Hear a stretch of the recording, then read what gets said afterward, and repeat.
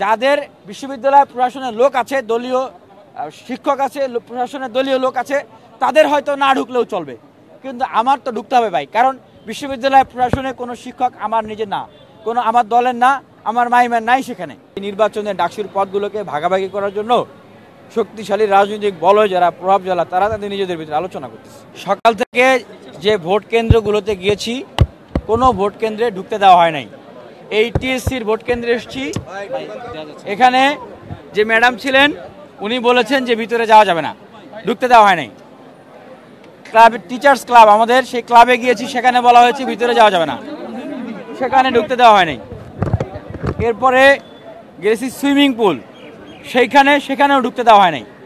আপনারা দেখেন আমার কাছে এই যে সেখানকার জলযন্ত্র ভিডিও আছে, আমি দেখাচ্ছি আপনাদেরকে। আমি সেখানে গিয়েছি, সেখানকার দায়িত্বে ছিলেন প্রভোস্ট স্ট্যান্ডিং কমিটির চেয়ারম্যান মামুন স্যার, তার সাথে কথা বলছি। দেখেন, স্যারকে বলতেছিলাম যে স্যার এটা তো নিয়মে আছে, আমরা ঢুকতে পারবো।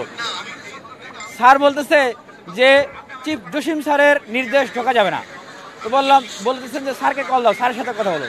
বললাম স্যার নিয়মে আছে, আমি কেন জসিম স্যারকে কল দিব, আমাকে ঢুকতে দিতে হবে। আর আপনি কেন লাল ফিতার দৌড়তে দেখাচ্ছেন? এখানে আপনারা কি কাজটা করতেছেন যে আমরা দেখলে সমস্যা? কারণ 11 মাসেও এই বিশ্ববিদ্যালয় ডাকসু নির্বাচন দিতে পারে নাই, তারা দেয় নাই। আমরণ অনশন করে, ফাইট করে শিক্ষার্থীদেরকে সাথে নিয়ে এই ডাকসুকে আমরা আদায় করেছি। আর সেই বিশ্ববিদ্যালয় প্রশাসনের সেই দলীয় প্রভাবিত, বিভাজিত সেই লোকদের উপরে চোখ বন্ধ করে, ভরসা করে আমরা বাইরে বসে থাকবো আর তারা সুন্দর একটা নির্বাচন করে দিবেন, এটা কি আমরা এটা চিন্তা করতে পারি? এটা কিভাবে আসলে সম্ভব? হ্যাঁ, যাদের বিশ্ববিদ্যালয় প্রশাসনের লোক আছে, দলীয় শিক্ষক আছে, প্রশাসনের দলীয় লোক আছে, তাদের হয়তো না ঢুকলেও চলবে, কিন্তু আমার তো ঢুকতে হবে ভাই। কারণ বিশ্ববিদ্যালয় প্রশাসনের কোনো শিক্ষক আমার নিজের না, কোনো আমার দলের না, আমার মাইমের নাই সেখানে। আমার মতো এরকম অসংখ্য প্রার্থী আছে, স্বতন্ত্র প্রার্থী আছে, যাদের নিজস্ব লোক নাই বিশ্ববিদ্যালয় প্রশাসনে। তাদের তো ঢুকতে হবে, দেখতে হবে যে আসলে স্বচ্ছ নিরপেক্ষভাবে নির্বাচনটা হচ্ছে কিনা। এখন আমরা যেটা শুনছি, পত্রিকা মারফত জানলাম যে ফিল আপ করা ব্যালট পেপার দেওয়া হয়েছিল। তাহলে এরকম ফিল আপ করা ব্যালট পেপার আপনারা কাকে কাকে দিয়েছেন, কতগুলো সেখানে বক্সে ঢুকিয়েছেন? এবং আমরা আরও শুনছি যে এরকম আপনার একজনকে একাধিক করে ব্যালট পেপার দেওয়া হয়েছে, যেন তারা তাদের পছন্দের প্রার্থীকে সেখানে ক্রস দিয়ে তারা সেগুলোকে দিতে পারে। তো এই জিনিসগুলো যে হয়েছে বা হয় নাই, কি হয়েছে কি হয় নাই, আমাকে তো আপনি বাইরে অন্ধকারে রেখেছেন, আমি কিভাবে জানবো? আই রিপিট, আপনি যখন স্বচ্ছতাকে পর্দার আড়াল করে আপনি আমাকে কেন্দ্রের বাইরে আপনি রাখবেন, কেন্দ্রে ঢুকতে দিবেন না, তখন সেখানে কি হয়েছে আর কি হয় নাই এর দায়িত্ব বিশ্ববিদ্যালয় প্রশাসনকে নিতে হবে।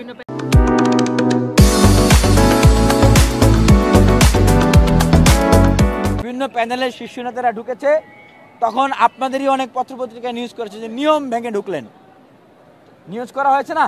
এরপরে আবার বলতেছে কি যে না, এটা নিয়ম ভাঙা হয় নাই। তাহলে কেন সকাল থেকেই এই নিয়মটা থাকলো না যে সবাই ঢুকতে পারবে? মূলত আপনি নিয়ম করবেন, যারা প্রভাবশালী শক্তিশালী তারা নিয়ম মানবে না, নিয়ম ভাঙবে, বা তারা তাদের মতো করে তাদের কাজটা করবে। এটা তো নির্বাচনের শুরু থেকেই দেখে আসতেছেন। আর আমাদের মতো যারা প্রার্থী, যাদের বিশ্ববিদ্যালয় প্রশাসনের লোক নাই, শক্তি নাই, তাদের জন্য সকল নিয়ম। আসলে জিনিসটা হচ্ছে এই নিয়মটাই মূলত করা হয়েছিল ভিতরে যেন সূক্ষ্মভাবে এই কারচুপিগুলো করা যায়। আবার বলছি যে এই বিশ্ববিদ্যালয়ের জায়গা থেকে যারা আজকে নতুন হঠাৎ করে লিখিত নিয়মের বাইরেও নিয়ম তৈরি করলো, আরোপ করলো, এটা করেছে কারচুপি করার জন্য। আর এই নিয়মটা প্রযোজ্য হয়েছে আমাদের মতো এবং স্বতন্ত্র প্রার্থী যারা আছে তাদের জন্য।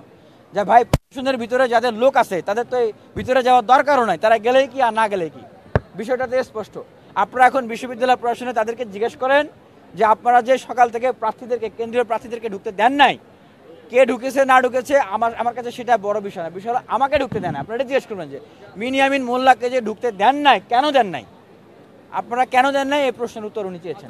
যে এই নির্বাচনে ডাকসুর পদগুলোকে ভাগাভাগি করার জন্য শক্তিশালী রাজনৈতিক বলয় যারা, প্রভাব যারা, তারা তাদের নিজেদের ভিতরে আলোচনা করতেছে।